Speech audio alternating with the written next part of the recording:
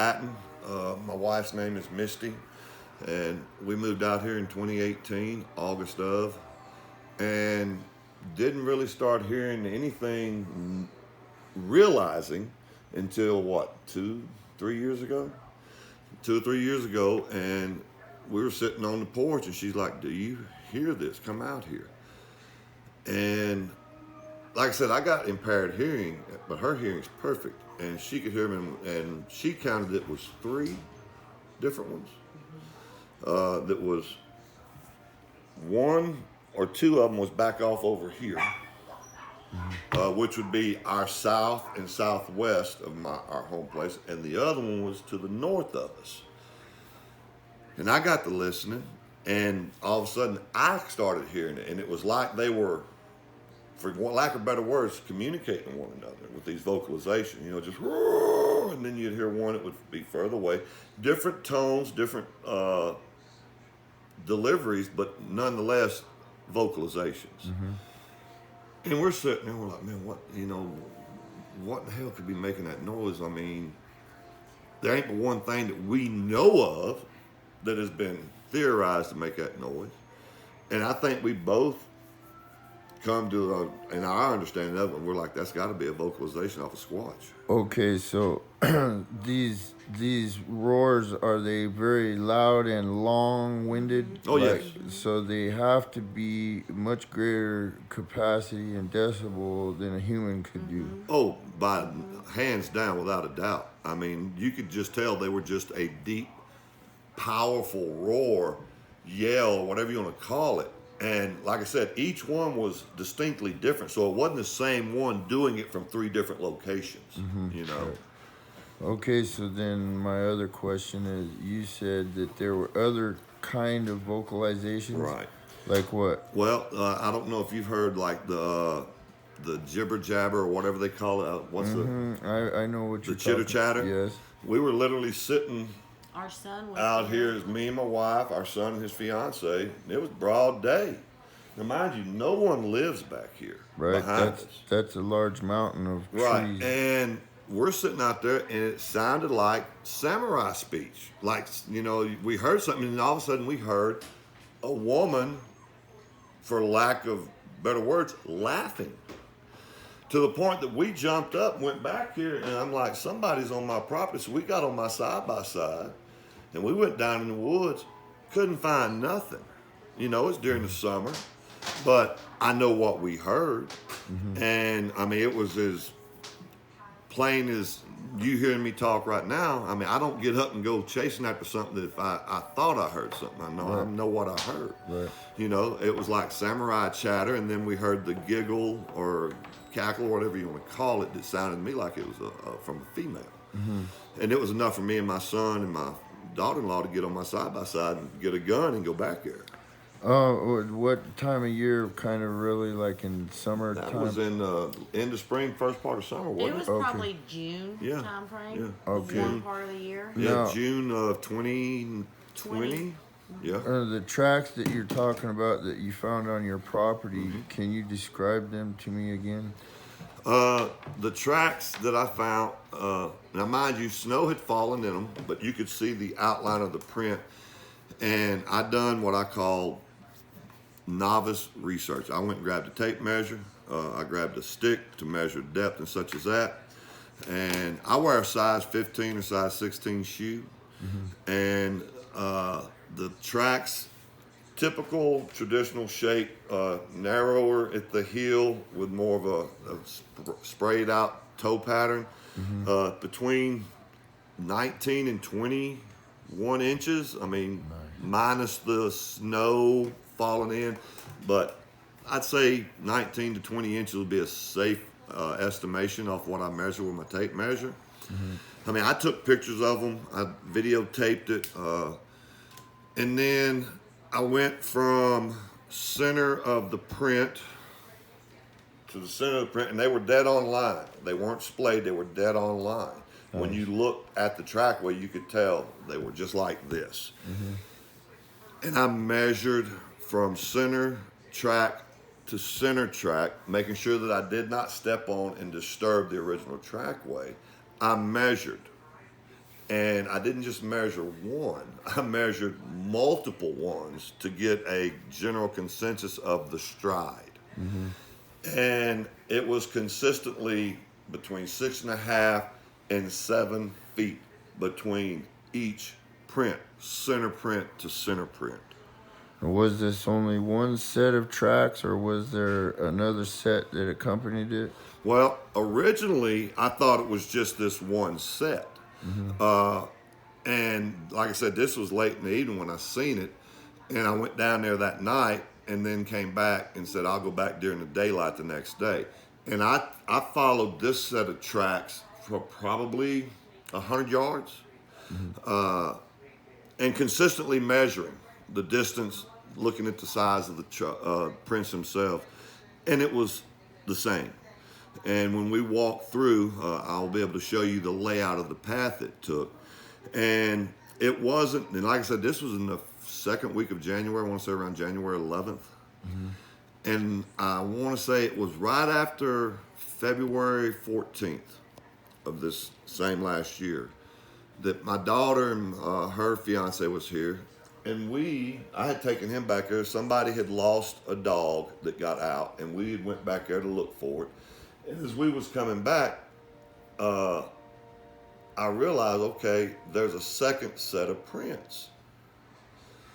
And I realized these prints were probably half the size of what the original trackway was. And I laid one of my hand gloves down beside it for size comparison. And I got some big old paws.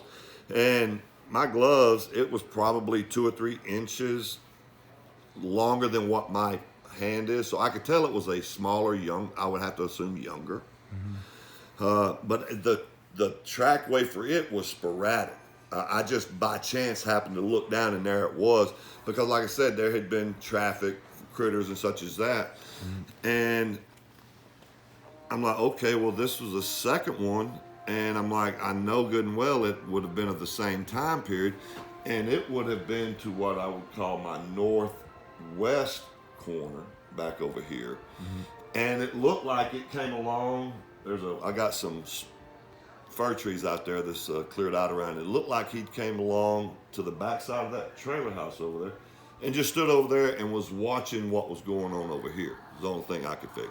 I noticed that you have pigs and other animals in here in the yard.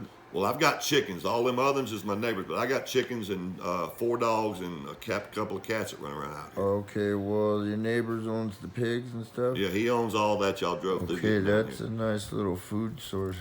Yeah, and the sheep, And, sheep. Oh, he's got probably 20 or 30 head of Jacob sheep out there, and them 2 hogs he just brought in to fatten up and butcher. But yeah, I mean, that's an added food because we got cougars. Have you ever heard any other vocals or any other noises or anything like that? Like I've heard a whoop, I've heard women screaming, I've heard whistles, I've heard rock clacking, stuff like that. Have you heard? All the above, I'd say, except for rock clacking. No, we've heard that too. We've heard tree knocks. I've heard whistles. My wife's heard multiple whistles from multiple positions. Well, from that way, this way, and over here at the same time, but it was whistling like back and forth. It was almost like they were locating each other, and then at some point they all met up, and then I didn't hear anything else. Okay. And we've heard a lot of tree knocks. Yeah, tree knocks. Trees dead, no wind, just trees, you hear the trees fall over. I don't know if that means anything. Yeah, but that's pretty, I hear that a lot. Literally, Yeah. we were standing there, and you could see back here, because I walked my property over to make sure I had no widowmakers, and you could see where something would just take and shove it, and you could see the tree where it goes through the canopy of the other trees. But there ain't no wind, there were no widowmakers, but later on, I'd go down there and I'd find where it had been, one of them had broke off like 3 or 4 feet up the trunk. And we're talking trees this big around, man. These aren't rotten trees. I mean, I cut them up and used them for firewood. They weren't rotten. Right. But that happened with the tree falls. How many times have we heard tree falls? 3 or 4 3 or 4 different times, Generally, springtime, we see more activity, vocalizations, whistles. We had a couple of rocks thrown from the southern end tree line area back this way that hit our greenhouse. And, you know, up And until... I was sitting on the porch Yeah. for that one, and I didn't realize what happened. I heard something thunk, thunk, thunk. So I got up and looked, and between the back of my greenhouse And and the the fence. fence was a rock Yeah. that hasn't. I mean, we mow back there. And the only way it could have gotten where it got without hitting my greenhouse, it couldn't come from this way. Mm-hmm. It came at an angle from like my greenhouse southern wall. It came from a southwest distance, and I walked over and actually found it. It's a rock, chunk of concrete rock, whatever you want to call it, about that big around. You know, probably like say hardball size, you know, about like that. And I knew it wasn't there because I weed eat my fence lines and I mow. So nothing like that, if it is there, is left there. And I had just mowed recently, so I'm like, this was, so it came from the woods into our, what I call our footprint. But that was surreal when that happened. But the night that we heard all the vocalizations back here, or the 2 or 3 different ones, that right there, I was like, holy cow, are we really hearing it? Because this wasn't just a one-time thing. This went on for minutes. It was almost conversational-like. It's like they were communicating to one another with these vocalizations, and you could tell they were distant, but they were so loud and throaty. That right there was like, holy cow, are we? And I even said this to my wife. I'm like, are we really hearing what we're hearing here? And we've done all the rationalizing you could do. It's not a bear, it's not moose, it's not elk, not caribou. We've heard coyotes. We've out heard here. coyotes, Definitely was coy not that. wolves, cows, you know, dogs, feral dogs. We heard all of that. And as you check off the list of the knowns, then what you're left with is the unknowns and what else could be making such a noise, you know. Mm-hmm. But those are the audible things that we've heard. But when we found this trackway, it is the only time in my life I've ever had something that generated something that I could take a picture of and have photographic proof. And I opened it up to the community. I'm like, someone else tell me what makes this a 7-foot stride consistently with a 19-inch print. I've seen moose tracks. I've seen bear tracks. I've seen deer tracks, turkey tracks, dog, cattle, horse. I've seen all this. I mean, I was raised in the country. When every one of these tracks has distinctive toe prints, right? On the bigger ones, you could see it even though the snow had fallen in. The smaller ones were definitive. You could see 5 toes, 4 smaller digits, and a larger one. And like I said, there's a couple of things that I can't reconcile with the trackway. To this day, I've racked my brains to try to put rhyme and rhythm and reason to it, and I can't come away with anything other than that's just the way it is. Mm-hmm. But the trackway, the main one, was consistent. I mean, it was like you took a carbon copy machine and just went down through there. And I mean, it was 7-foot strides. I went out in my driveway and I took my steps in my boots and I measured my stride. I'm 6'6". I weighed, at that point in time, I weighed over 300 pounds. And from my toe to my heel, it's roughly a 3-foot stride. You have that much of a stride, huh? Yeah, well, I mean, I step out. I have to physically slow myself, shorten my stride, or I'll walk off and leave my wife. I have a very consistent, but it's years in the Army of road marching. I mean, you take as big a stride as you can to get you where you're going. Mm-hmm. And I've just always had a big stride like that. Plus, I got big feet, so, I mean, it don't take much for me to step out. But I done the measurement, and I'm just doing rudimentary country boy math. I'm 6'6" with a, might as well say, just shy of a 3-foot stride. if something's got a stride twice as that, I mean, it don't take, I mean, Ray Charles can see, okay, well, that's got to be at least twice my size. You know, I mean, that's just basic math. You know, I don't need a slide rule and Albert Einstein to figure that out.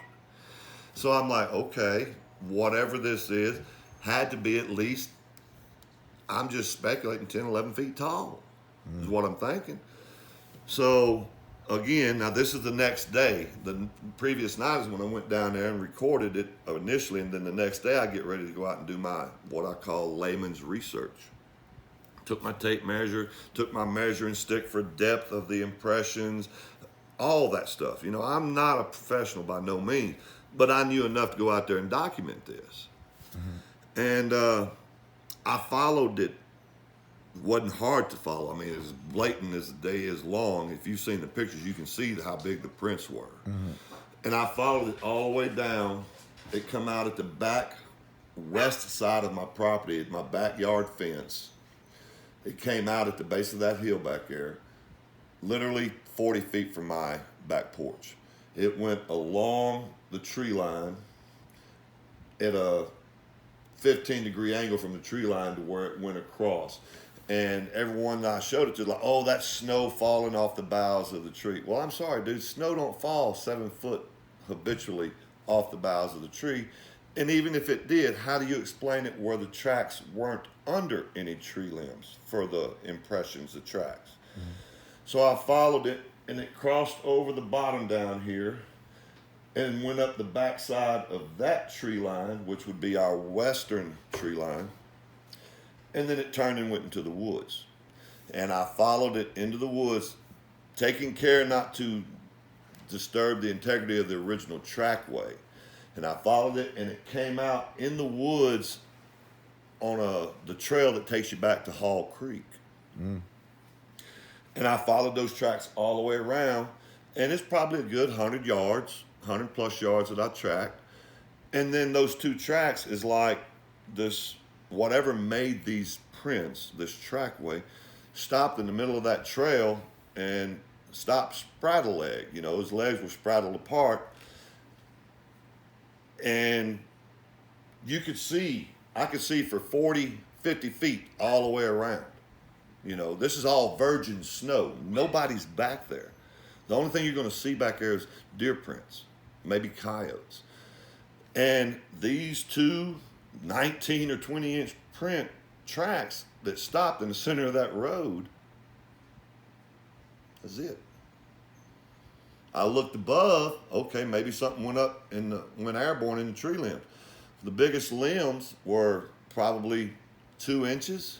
Nothing I'd put my frame on, but I couldn't see another track in 360 degrees from where those two tracks stopped. I can't reconcile that. I backtracked and came up the backside and found smaller prints over there. And those you could see where they had broke through the crust of the ice, and you could see the 5 toes definitely break through the ice. And they were, you know, smaller prints. I haven't been able to reconcile where these large, whatever this creature was that made these two huge prints in the middle of this road. I mean, it's like if you stood, if you were, and you just stopped like this with your legs like this, gone. I mean, literally, they ended right there. Now, mind you, I'm not a tracker by no means, but it ain't hard to overlook. I mean, it's kind of hard to overlook a 19 or 20 inch track in virgin snow. So mainly what you have been hearing and witnessing is physical in this woods. Like, so have you determined whether or not this could have been something of the alien nature, UFO nature, because of the way your tracks ended? All right. Me and the wife, we kind of on the opposite sides of the fence here. I've heard everything. First thing first, until someone can tell me what made that trackway, something with a 7-foot stride and 19 or 20 inch footprints walked across my property January of 2021. And I have ruled out all conventional animals out here. I've heard different things. I've heard they're dimensional. Personally, and I think my wife will agree with me, I think it was a Sasquatch. I did not see what made these prints, but I am open to anyone who can logically explain this trackway to me in a way that is not outlandish. Right. And Well, is, and he showed these pictures from back here to a native that lives out out here. here his whole life. And he said, they're out here. And he told me, like, oh, you He's got like, a you big got one. a big one. He's like, I would guess 12 feet He said tall. 10 to 12 feet tall, And he's like, they live on Moon Mountain, which is about 7 6 miles crow flies. Yeah, through the woods back here. And I've he's looked like, it up and I've seen it. we don't go there. We've been told about them, and we've always been told just to leave them alone. Leave them alone. And that's from someone who's lived here their whole life. Yeah. That's what my wife says, leave him alone. Yeah. Mm-hmm. You know, and again, my wife and I, we have different opinions on certain aspects of the Sasquatch saga. The whole interdimensional. I don't believe that. Yeah. You know, I the have a disappearing, hard time phasing in, believing the phasing out. I have a interdimensional. hard time with that. But I also know that 19-inch prints in the 2 feet of snow don't just They end. were deep. They were deep. Whatever it was weighted up, that the I tracks took a went stick down, just and like I found a track with weight. completely clean, and I stepped with my weight into that track, not into the track, beside that track. And I took my stick and I measured how much snow. Now, I told you, it's country boy research. How much snow compaction from the top of the snow to where my foot stopped. Okay? I weigh 300 pounds. And then I took that same stick and I marked where mine was. I took that same stick and I put it in the print of the trackway till it stopped where the compression stopped. The compression rate, compared my compression rate to whatever made that print, was twice what mine was. So mine, I had a compression rate. It was like, I want to say it was 6 to 9 inches that I compressed down before it stopped. So you figure, what, 18 inches? All right, at that, again, rudimentary country boy math, 300 pounds, I got a almost 3 foot stride, 6'6". Whatever this was at least 700 pounds or more. Twice my height with twice my stride. Now, I will entertain any reasonable rationalization of what could have caused that. So you only found one set of tracks, but you have reason to believe that this is a family of sort and that they maintain a residence in your area. Or do you think it just passed through like once or? Okay. I found 2 sets of tracks. That was the predominant one. There was a smaller set over here. I firmly believe those were going together. They were traveling together. I do believe it's a family. I've been told that they have maintained a residence in our vicinity. Again, I can't attest to anything other than what I've been told, what I've researched, and what I've asked about, and what I've been told. I don't think we have a clan on my property, but do I think they were traveling through? Sure I do, because how broad of land is it out here? I mean, it ain't like they adhere to property boundaries or such as that. Right. And that was also the year we had a big fire out here. Yeah, we had huge And fires. I everything noticed the back trees behind were us, burned. Had burned. And this way, it all burned. So I feel like maybe it moved them out of their normal Out of necessity. territory, and they came This here way. between where everything had burned, because we're the only area through here that hasn't burned. Yeah, this valley you're in, And that was the year we had so much activity. from that big pasture y'all drove through coming back here, from there to where Hall Creek turns to mountain, this valley is the only thing that hasn't burned in 50 years. You know, that's, I was going to say, when the fires first started out where we're at in Chihuahua is when the reports started coming in real strong for the Bigfoot thing. Well, it's understandable that it would temporarily dislocate them from their habitat. I mean, understandably so, or they would die if they stayed in the path of it. Yeah.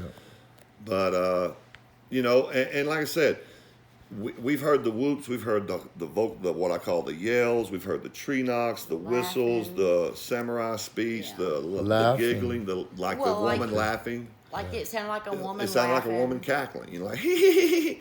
And it was back One over here. other question for that. The whoops, did you hear like a series of them or like a one single whoop and a reply from another area?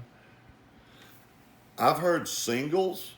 Now I can't attest to her because there's times she hears stuff that I don't hear, but like the vocalizations, the roar, that we heard, those were multiples, and that went on for what, probably 5 minutes or more. It seemed like longer than that. I don't remember. Probably exactly. 5 or 10 minutes, and we were literally sitting right there on that porch around that But they were all lawn around furniture, us.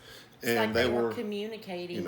Like on that time. We feel there was at least 3, 3 Okay. during those vocalizations. and the longer ones, the whoops. It seems like there's more singular, like it's just one.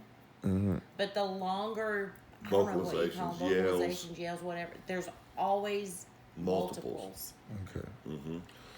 And I mean, it's one of those things that, I mean, we rationalize it to the best of our ability, but I don't know what else to attribute it to.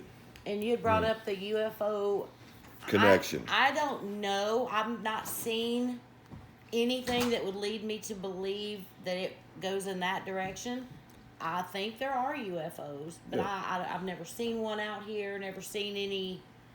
Now, with that Well, I being mean- said, I got wireless there's a cameras. few weird things on our cameras. And I've got some video of some, and for lack of better words, I mean, it's like huge I say huge balls of Like light, orbs that it's like they know my camera's there, and they're literally there. And I mean, you don't explain that away. If it was something that was indigenous to this, like bugs, it'd be every night.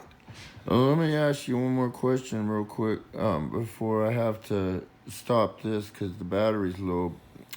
How far out of town are you? You're in inchelium city limits, right? Right, we're 10 miles from the city of Inchelium. Okay. 10 miles north.